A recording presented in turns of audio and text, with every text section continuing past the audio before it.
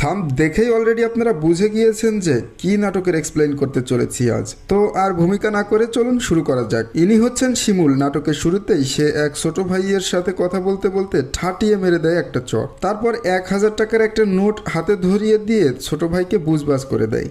তখনই আমরা জানতে পারি যে তারা ওয়াইফাই লাইনের ব্যবসা করে। পেছনে জসিম ভাই আসাতেই এখান থেকে সব পালালো। কিছু তো একটা জসিম ভাইয়ের সাথে ঘটেছে, এটা বোঝা গেল। ইনি হলেন লাবু মিয়া, এই এলাকার কমিশনার, যার পাবলিসিটির খুবই দরকার রয়েছে, যার কারণে সে মহল্লার কয়েকজনকে ডেকে তাদের মোবাইলে 100 টাকা করে রিচার্জ করে দিচ্ছে তার ফেসবুক পেজে লাইক কমেন্ট করার জন্য। ভাইরে ভাই, নাটক তো পুরোপুরি কমেডিতে ভরপুর। লাবু ভাইয়ের মতে তার সামনে এর বসার কোনো যোগ্যতা নেই, যার জন্য সে বারবার চেয়ার আনার কথা বললেও তার সিকিউরিটি গার্ড চেয়ার এনে দেবে না, এমনটাই তাদের প্ল্যান ছিল। এরপর লাবু ভাই যায় থানায়, যেখানে এতিম আকবর এবং কুত্তা মিজান দুজনেই সেলের মধ্যে বন্দী ছিল। যার কারণটা ছিল তারা দুজন ইস্পানিতে ফার্মগেটের একটা হোটেলে গিয়েছিল, যেখানে পুলিশ রেড করে তাদেরকে ধরে এনেছে। লাবু ভাই তখন বলে, রে ভাই, আগে যদি জানতাম রে যে তোরা এমন একটা কেসে পড়েছিস তাহলে আমি এখানে আসতাম না। আরে মিয়া, একটা মার্ডার করতা তাহলে তো মনের বুঝ দিতে পারতাম। ভাইরে ভাই, নাটকের প্রতিটা সিনই যেন বিনোদনে ভরপুর। এরপর লাবু ভাই তাদেরকে ছাড়িয়ে নিয়ে যায়। এরপর সন্ধ্যায় তারা একটা মহল্লার ড্যান্স অনুষ্ঠানে যায়, সেখানে ড্যান্স পারফরমেন্স করে শাহ আলম। কিন্তু তার ড্যান্স এখানে দর্শক খায় না, কারণ তার ড্যান্স খুবই জঘন্য ছিল, কিন্তু সে মানতে রাজি না। ইনি হচ্ছেন টুটুল ভাই, যে কিনা একটার পর একটা বিয়ে করেই যায়, আর তার বউগুলোর সাইজ যেন তারই মতো। পাড়ার সবার একটাই প্রশ্ন, হালায় ঘুমায় কেমনে? আর এই প্রশ্নের মুখোমুখি হতেই টুটুল ভাইয়ের মাথা পুরোই বিগড়ে যায়, মানে সে রেগে যায় আর কি।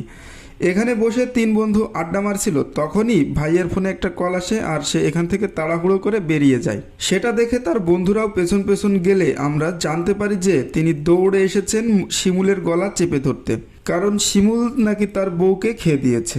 তখন তার বন্ধুরা এসে তাকে শান্ত করলে আমরা জানতে পারি যে ভাইয়ের বউ শাম্মী শিমুলের সাথে ভালোবাসার অভিনয় করে অনেক টাকা পয়সা নিয়ে বিদেশে আরেকজনের সাথে পালিয়েছে। বাইরে ভাই, প্রতি সিনে যেন বিনোদনের অভাব নেই।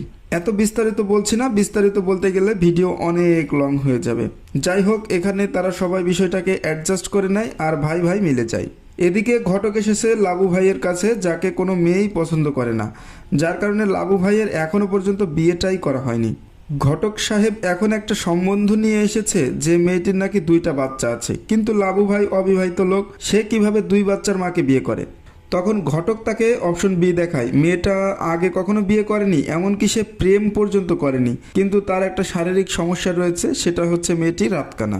লাবু ভাই তখন সেটাকেও রিজেক্ট করে দেয়।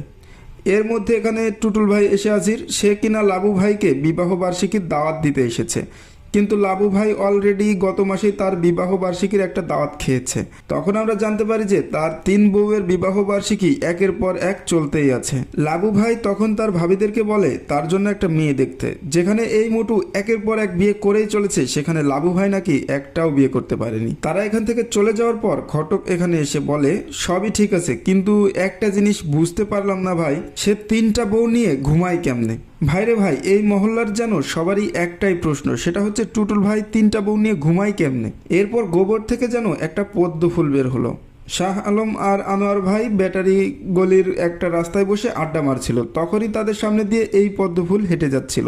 গলির মধ্যে ওয়েস্টার্ন ড্রেস দেখে তাদের মুখকে তারা সামলে রাখতে পারেনি। শাহ আলম তখন বলে ওঠে, ডিস্টিং ডিস্টিং। শুনতেই পদ্মফুলের মটকা গরম হয়ে যায় আর সে কাউকে যেন একটা কল লাগায়। সে বলে, তুমি আমাকে এমন একটা বাজে জায়গাতে রেখেছো যেখানে ব্যাটারি গলি মতন একটা নোংরা জায়গা, তুমি আমাকে এখানে রেখেছো আর এখানকার ছেলেরা আমাকে দেখে টিজ করছে। তখনই এদিক থেকে ভাইয়ের মাথা গরম হয়ে যায় আর সে একটা দামি গাড়ি নিয়ে বের হয়ে গিয়েছে ব্যাটারি গলির উদ্দেশ্যে।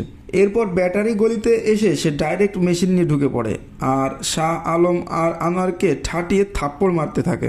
এদিকে মেশিন দেখে তারা ভয় পেয়ে যায় আর এখান থেকে পালিয়ে যায়। এরপর রাতে মিটিং বসে লাবু ভাইয়ের বাসায়। ভাইরে ভাই, এখানে যেন প্রতিদিনই বিনোদন, নাটক না দেখলে মুখে বোঝানো সম্ভব না। লাবু ভাই তখন বলে সে এই বিষয়টা নিয়ে খুব খোঁজ খবর করবে এবং তারপর একটা সিদ্ধান্ত নেওয়া যাবে। এদিকে টুটুল ভাই তার 3 বউকে নিয়ে রাস্তায় বের হয়েছে। পোলাপান দেখে বলে, ভাই জিতছেন, ভাই আপনি জিতছেন। হালাই তিনটা বোনে ঘুমাই কেমনে। এদিকে শুনতেই টুটুল ভাইয়ের মাথা গরম হয়ে যায় আর পোলাপানদেরকে তাড়া করতে শুরু করে দেয়। এরপর শাহ আলম তার দলবল নিয়ে আড্ডা মারছিল, তখন সেই ডিস্টিং আবার তাদের সামনে দিয়ে যায়। তখন শাহ আলম আবার ডিস্টিং বলে তার টিস করতে শুরু করে দেয় আর বলে, তোর বয়ফ্রেন্ডকে আসতে বল। সেটা শুনে এদিকে আপুর মাথা গরম হয়ে গিয়েছে, সে আবার তার বয়ফ্রেন্ডকে কল লাগায়। এরপর ভাই আবার চলে আসে আর দলবল নিয়ে গলির মধ্যে এসে শাহ আলম আর আনোয়ারকে আবার থাবড়াতে শুরু করে। তখনই এখানে আকবর মিয়া আর কুত্তা মিজান এসে হাজির হয় আর তাদের সাথে গোলমালে জড়িয়ে পড়ে। ঠিক তখনই এখানে লাবু ভাই এসে হাজির। সে সবাইকে থামাতে চেষ্টা করে, তখনই লোকটি লাবু ভাইকে না জেনে শুনে ধাক্কা মেরে দেয় আর লাবু ভাই এখানে পড়ে যায়। এটা দেখে এখানে সবাই রিয়াক্ট করলে তারা বুঝতে পারে যে লাবু ভাই আসলে একটা জিনিস। তখন লাবু ভাই কথা বলতে যাচ্ছিল আর পাশের থেকে চামচা একটু ফাপড় নিতে চায়। তখনই লাবু ভাই তাকে ঠাটিয়ে চড় মেরে দেয় আর বলে, এখানে আমি এলাকার রানিং কমিশনার রয়েছি, আমি বিষয়টা হ্যান্ডেল করব। আর সে চামচাদের সাথে কোনো কথা বলবে না, সে ডাইরেক্ট কথা বলবে। তখন এই ভাই বলে, আমি এখানে গন্ডগোল করতে আসিনি, কিন্তু নেক্সট টাইম যদি কেউ আমার গার্লফ্রেন্ডকে টিস্ট করে তাহলে আমি কাউকে ছেড়ে দেবো না। তাই বলে সে এখান থেকে চলে যায়। এরপর লাবু ভাই তার সম্পর্কে খোঁজ খবর নেই আর আমরা জানতে পারি যে তার আসল নাম হচ্ছে ডিস্কো বাবু। জিনজিরা থেকে সে এসে বনানীতে থাকে আর সে একটু ক্যাডার টাইপের আছে, যখন তখন গুলি চালিয়ে দেয় আর জেল পর্যন্ত কয়েকবার খেটেছে। এরপর এখানে অনেক কিছু ফাপড় মারামারি হয়। তারপর লাবু ভাই ডাইরেক্ট কল করে তার সাথে বিষয়টি সেটেলমেন্ট করার জন্য। তখন ডিস্কো বাবু কোনোভাবে লাবু কমিশনারকে গুনতে চায় না আর সে বলে, আপনার ভাইস্তা ভাইগনাদেরকে বলেন আমার পায়ে ধরে মাপ চাইতে। তখন লাবু কমিশনার বলে, আপনি এই রকম করলে দেখা যাচ্ছে ওরা কিছু একটা করে ফেলবে, তারপর একটা বড় কোনো ঝামেলা হয়ে যাবে। তখন এদিক থেকে ডিস্কো বাবু বলে, ওরা আমার বালটা ছিঁড়বে। এরপর লাবু ফোনটা কেটে দেয় আর এখান থেকে সবাই পোলাপানেরা খেপে যায় আর ডিস্কো বাবুর নাম্বার নিয়ে চলে যায়। এবার পাড়া পোলাপান তাদের অকাত দেখিয়ে দেয়। ডিস্কো বাবুর কাছে একের পর এক কল আসতে থাকে। প্রথমে কল দেয় আনোয়ার আর তার বাচ্চা পোলাপানদের কাছে ধরিয়ে দেয়। বাচ্চা পোলাপানেরা তখন মিছিল করতে থাকে ডিস্কো বাবুকে নিয়ে আর গালিগালাজ করতে থাকে, ডিস্কো বাবু অমক, ডিস্কো বাবু অমক। এভাবে ডিস্কো বাবু জীবনটা যেন অতিষ্ঠ করে ফেলে। ডিস্কো বাবুকে কোনো কথা বলার সুযোগ দেয় না, এদিক থেকে শুধু একের পর এক গালিগালাজ চলতে থাকে, যাতে করে ডিস্কো বাবু অনেকটাই রেগে যায়। এরপর ফোন করে শাহ আলম আর একজন লোককে ধরিয়ে দেয়, সে শুধু গালিগালাজ করে আর ডিস্কো বাবুকে কোনো কথা বলার সুযোগই দেয় না। এসবের পর ডিস্কো বাবু অনেকটাই নিজেকে ম্যানেজ করে নিয়েছিল, কিন্তু তারপর আবার একটা কল আসে। এবার কল করেছে শিমুল। কল রিসিভ করার পর থেকেই চলতে থাকে একের পর এক গালিগালাজ। তখন বাবুর মটকা আর বেশি ঠান্ডা থাকে না, সে সাথে সাথে মটকা গরম হয়ে যায়। এরপর সে সন্ধ্যাবেলায় ডিস্কোতে যাচ্ছিল, তখন আবার কল আসে আর একের পর এক গালিগালাজ চলতে থাকে। তখন সে আর সহ্য করতে পারে না, তার সহ্য শক্তি এখানেই শেষ। এরপর ডিস্কো বাবু একটা প্ল্যান করে তার অ্যাসিস্ট্যান্টকে দিয়ে ওই নাম্বারে কল করায় আর সে বলে যে 15,000 টাকা সহ একটা মানিব্যাগ কুড়িয়ে পেয়েছে তারা, আর সেখানে এই নাম্বারটি ছিল, তাই নাম্বারে কল করেছে। জায়গাটা কোথায় বললে তারা টাকাটা দিয়ে আসবে। তখন ওই দিক থেকে লোভে পড়ে সেই ছেলেটি বলে দেয় যে এটা ব্যাটারি গলির নাম্বার। শুনতেই তাদের মটকা গরম হয়ে যায় আর তারা চলে যায় ব্যাটারি গলিতে। ব্যাটারি গলিতে ঢুকেই সামনে পড়ে আকবর আর মিজান। তখন ডিস্কো বাবুর দলবল মিজান আর আকবরের উপর আক্রমণ করে আর হাত পা ভেঙে দেয়, মাথায় ব্যান্ডেজ করে দিয়ে চলে যায়। এরপর রাতে লাবু কমিশনারের বাসায় আবার মিটিং ডাকে। সেখানে পোলাপানেরা লাবু কমিশনারকে বিভিন্ন আজে বাজে কথা বলে এগুলো নাকি ডিস্কো বাবু বলেছে, আর ডিস্কো বাবুর দলবল নাকি লাবু কমিশনারকে অনেক অনেক খারাপ কথা বলে গিয়েছে। এসব বলে কমিশনারকে খেপিয়ে দেয়। এবার সময় এসেছে ব্যাটারি গলির ক্ষমতা দেখানোর। লাবু কমিশনার তখন ব্যাটারি গলির সব ছোট বড় বাচ্চাদেরকে নিয়ে বেরিয়ে পড়ে বনানীতে। সেখানে গিয়ে তারা কিনা ডিস্কো বাবুর খোঁজ করে, কিন্তু তারা ডিস্কো বাবুর কোনো লাতাপাতা খুঁজে পায় না। কিন্তু ডিস্কো বাবুর কানে ঠিকই চলে এসেছে যে তাকে খোঁজ করার জন্য বনানীতে ব্যাটারি গলির পোলাপান এসেছিল।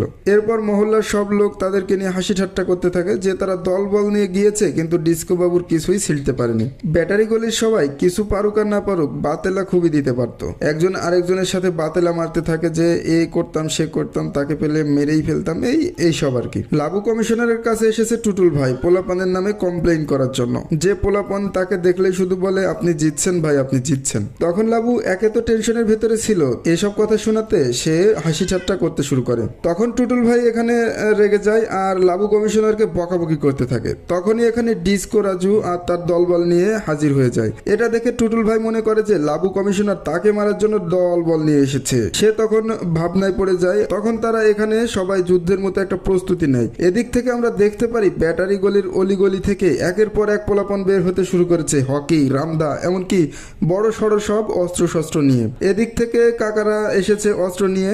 এরপর ডিস্কো বাবু আর তার দলবলকে চারিদিক থেকে ঘিরে নেয় ব্যাটারি গলির পোলাপনেরা।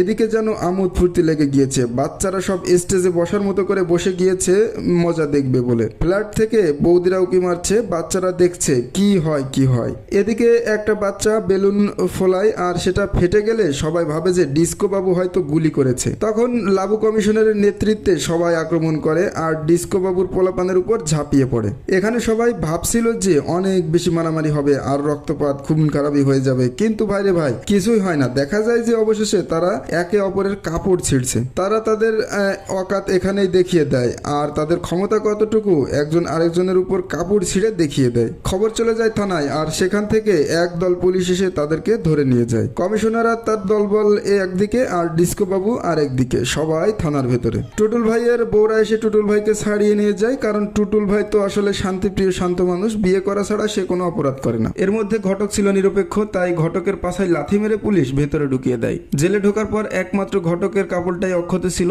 তাই সবাই মিলে তার কাপড়টা আগেই ছিঁড়ে দেয়। তখন তারা বিষয়টা নিজেদের মধ্যে মিটিয়ে নেওয়ার সিদ্ধান্ত নেয় আর ডিস্কো বাবুর কাছে জিজ্ঞাসা করে ওই মেয়েটি আসলে কে। তখন ডিস্কো বাবু বলে যে ও আসলে তার কিছুই হয় না, এমনকি গার্লফ্রেন্ড পর্যন্ত না। এক রাত তার সাথে কাটিয়েছিল, সেজন্য সে ব্যাটারি গলিতে একটা ফ্ল্যাট ভাড়া করে সেখানে তাকে রেখেছিল। তখন লাবু ভাই বলে আপনার কেউ না আর আপনি তার জন্য এমন খুন খারাপিতে মেতে উঠলেন, ও তো আসলে একটা ডিস্টিং। তখন এখান থেকে সবাই ডিস্টিং করতে থাকে আর একসাথে মিলে যায়। এদিকে থানার মধ্যে একটা মেয়ে এসে চিল্লাপাল্লা শুরু করে দিয়েছে। তখন সবাই সেদিকে তাকায়। মেয়েটিকে পুলিশ তুলে নিয়ে এসেছে ড্রিঙ্ক করে গাড়ি চালানোর জন্য, আর তার অভিভাবক না আসলে তাকে ছাড়বে না। তখন মেয়েটি এখানে অনেক চিল্লাপাল্লা করতে থাকে। এদিকে ছেলের মধ্যে থেকে ব্যাটারি গলির ছেলেরা তার দিকে হাঁ করে তাকিয়ে থাকে যে এত ডেয়ারিং মেয়ে কোথা থেকে এলো। তখন আমরা দেখতে পারি যে এটা সেই মেয়েটা যার জন্য তারা এত বড় একটা কাণ্ড করেছে। এখানে আমরা বুঝতে পারি যে কোনো পরিবেশে মাথা ঠান্ডা রাখার সিদ্ধান্তটাই নিতে হয়, না হলে খুব সামান্য বিষয়ের জন্য অনেক বড় কিছু হয়ে যেতে পারে। তখন মেয়েটি তাদের উপরে আঙ্গুল দেখিয়ে দেয় আর এখানেই নাটকের শেষ হয়ে যায়।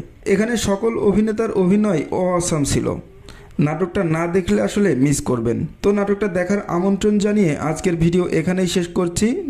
নতুন সব এক্সপ্লেনেশন ভিডিওর জন্য আমার এই ছোট্ট চ্যানেলটি সাবস্ক্রাইব করার অনুরোধ থাকলো।